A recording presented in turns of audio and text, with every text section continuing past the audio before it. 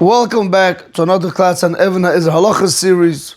We are in Siman Aleph in Halacha Yud in the Pitchit Shu in Ot Tedvav, which took us to the Beheitav in Ot Chav Aleph. This will be part 12a of the Shi'ur.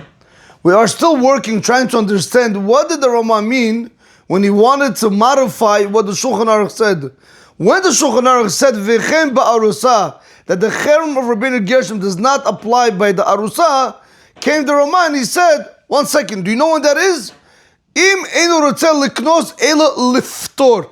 That is specifically if he does not want to marry her, but rather he wants to divorce her, then we're going to tell you that's what it means, v'chein ba'arusa.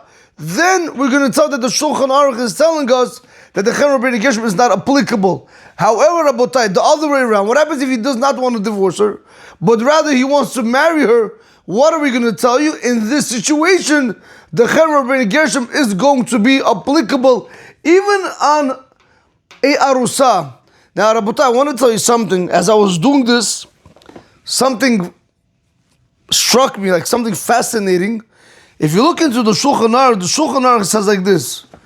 In Siman Aleph, in Halacha Yud, Rabbeinu Gershom hechrim al hanuseh al ishto. Rabbeinu Gershom made a cherem on one who's going to marry on his wife. Listen to this carefully. Aval b'yivama lo hechrim. But by Yivama he did not make the cherem. V'chein be'arusa. And so to by an arusa. That word v'chein now is bothering me very much. Why is that? Because, one second, you know that the Shulchan Aruch, when he writes every single word, it's counted for. Why didn't the Shulchan Aruch just tell me, right? Aval b'yivama u be'arusa lo hichrim. You hear what I'm saying?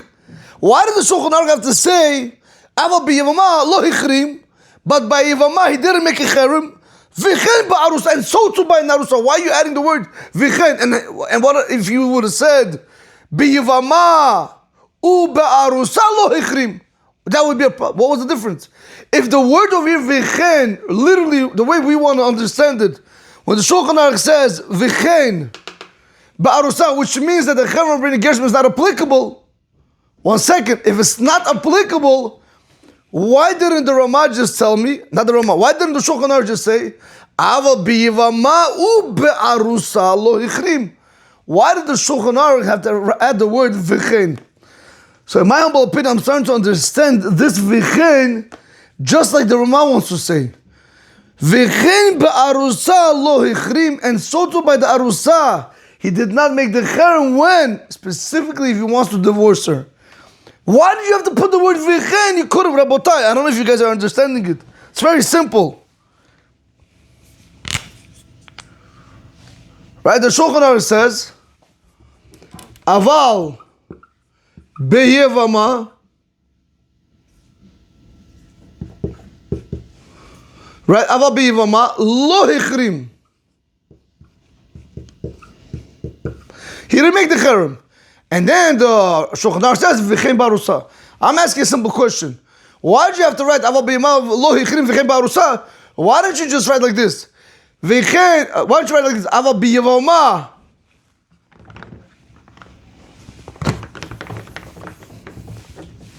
Aval b'yivama u be'arusa.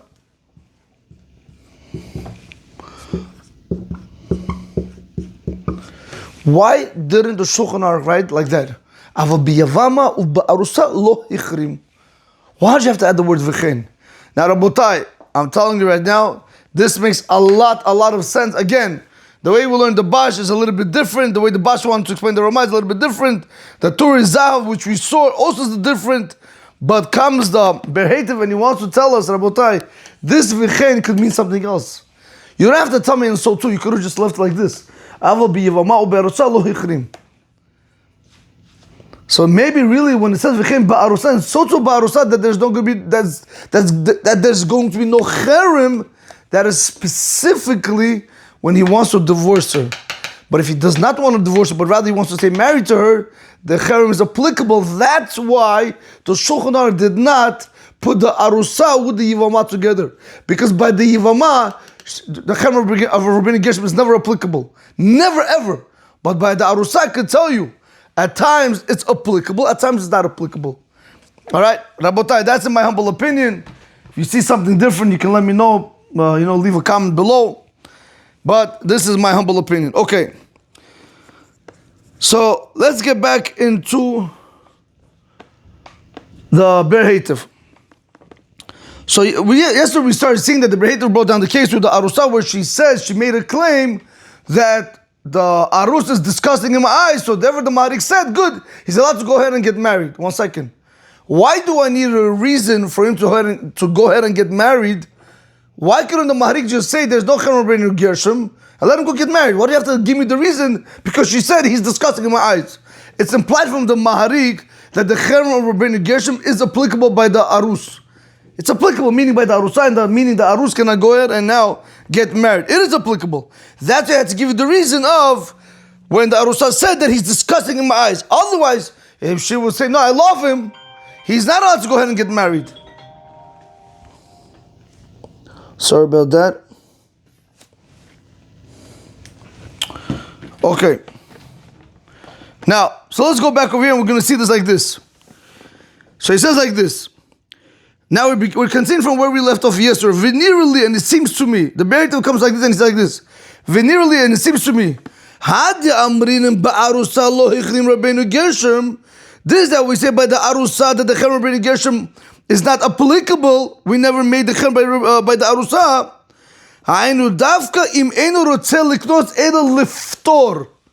When are we going to say Vichem ba'arusa? Right, so I'm going to just erase this.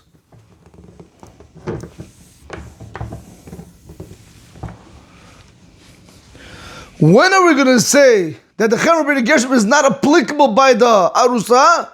That specifically im einu rotzeh liknos ela liftor. If he wants to divorce her, the Cherem is not applicable. He's able to go ahead and get himself a second wife and then eventually divorce the Arusa. One more time, veneerally, and it seems to be had the amrim the ba'arusa lo hichlim Rabbeinu Gershom. This that we say by the Arusa the Cherem Rabbeinu Gershom is not applicable. Hainu davka, that specifically im einu rotzeh liknos ela liftor. That is specifically if he wants to go ahead and divorce her. Aval, however, im da atol liknos otol libaso. But what happens if in his mind he really wants to marry her towards the end, and then he doesn't want to divorce her. He wants to marry her. Kol haomed liknos ki kinus adami. As long as he wants to go ahead and marry her, it's as if he's married to her. So if that is the case, umiyad chal alav Cherem Rabbeinu Gershom. Immediately the Cherem Rabbeinu Gershom falls on him. Shelo lisa al ishto, that he shouldn't marry on his wife, because we're looking at it as if he's already married. Av kishi adain arusa, even though she is still an arusa. Rabotai, that's what he says in like this. Now we can better understand what the Ramah is saying. When the Ramah said, when the Shulchan Aruch said v'chen ba'arusa, that the Cherem Rabbeinu Gershom is not applicable, came the Ramah and the Ramah said what? Im einu rotzeh liknos ela liftor, the Cherem Rabbeinu Gershom is not applicable by the Arusa. However, that is dafka liftor, that is specific when he wants to divorce her, there's no Cherem Rabbeinu Gershom. By the way, the word charag, that means Cherem Rabbeinu Gershom, okay? It's in short. So dafka liftor, when are we going to say that the Cherem Rabbeinu Gershom is not applicable by the Arusa? That's specifically if he wants to divorce her.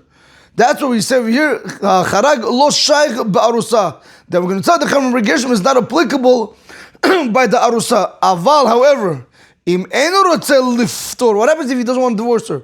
Ela liknos, but rather he wants to marry. Eventually he's going to marry her.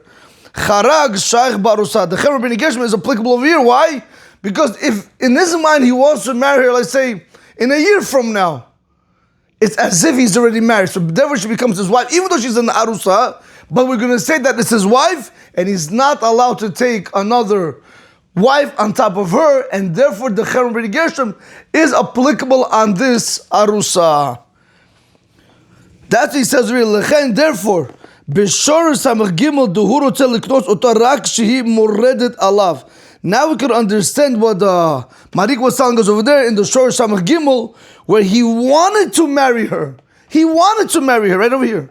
Rabotai, this case. He wanted to marry her. Rakshi moredet Allah, but rather she's being rebellious on him. She's saying, no, I don't want to marry you. You're disgusting. I'm not going to be able to have relations with you. Lachen, therefore, Chal Chen Rabbeinu Gershom alav. That's why the Chen Rabbeinu Gershom falls on him, because he wanted to marry her. V'tzarich heter mitam mored, and now he needs permission from the reason that she's being rebellious to go ahead and get married. V'zeh appears behaga, and this is the explanation of the Ramah, the Katav that he wrote. Aha devichen ba'arusa, and this is what he wrote when the Shulchan Aruch said vehem ba'arusa. And this Pshat, what did he write? Im einu rotzeh liknos eila liftor. That's what the Ramah meant over here. If he didn't want to marry her, but rather he wanted to divorce her, then we're going to tell you what?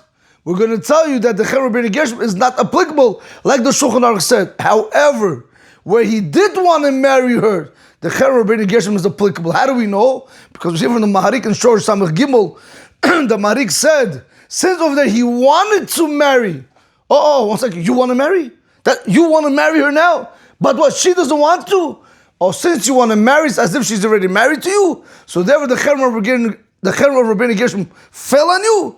That's why I needed the reason of moredet. That's why I needed the reason that she has to say, he's disgusting in my eyes.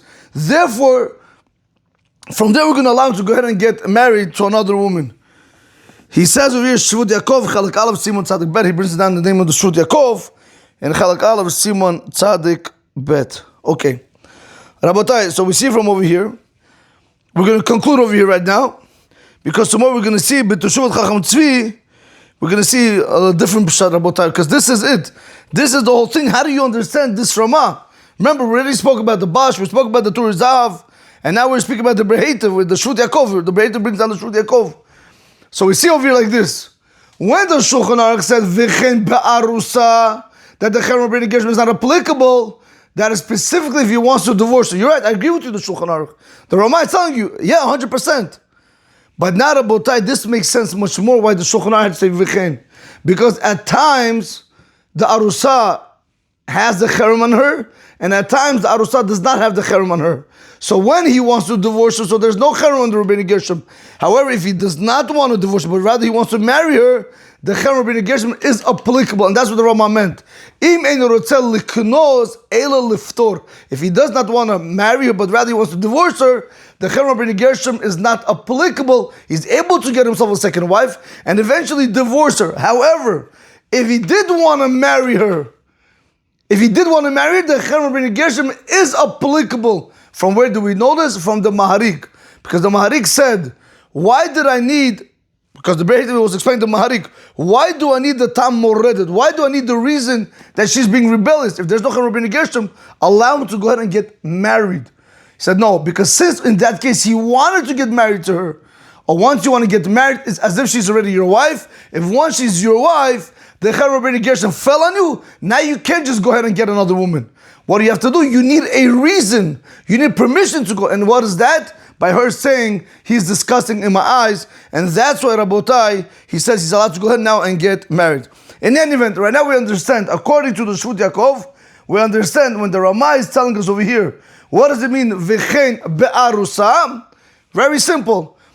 The cherem Rabbeinu Gershom does not apply by the Arusa specifically if he wants to divorce her. But if he wants to stay with her, if he wants to live with her, we're going to tell the cherem Rabbeinu Gershom is applicable, and the Arus is not allowed to go ahead and get married unless there is a reason like Moredet, like this woman that's being rebellious by saying he's disgusting in my eyes. Rabotai, have a great day. Baruch Adonai Olam. Amen.